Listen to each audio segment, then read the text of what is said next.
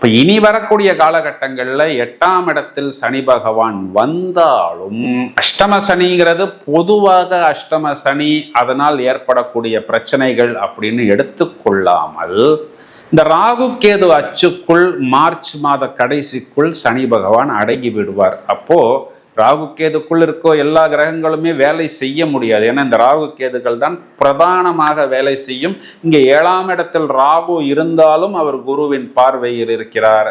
பிறகு ஜூன் மாதத்தில் குரு பயிற்சி நடக்கக்கூடிய காலகட்டங்கள்ல ஒரு வருடத்துக்கு இந்த சாட்டர்னுக்கு குருவின் பார்வை அப்படிங்கிறது கிடைக்கும். அப்போ இந்த 2.5 வருஷத்துல பார்த்தோம் அப்படின்னா அதுல பாதி மாதத்துக்கு, அதாவது கிட்டத்தட்ட ஒரு 15 மாதத்துக்கு இந்த சாட்டர்ன்கிறவர் லிக்விடேட் ஆகி விடுவார், டீஆக்டிவேட் ஆகி விடுவார்.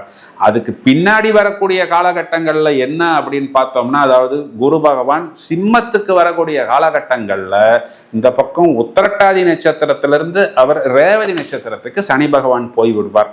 இப்போ இது ஒரு மைக்ரோஸ்கோப் போட்டு பார்த்தோம் அப்படின்னா சனி பகவான் உத்திரட்டாதி நட்சத்திரத்துல டிராவல் பண்ணக்கூடிய காலகட்டம் தான் மிதுன ராசிக்கு கூடுதல் பிரச்சனை.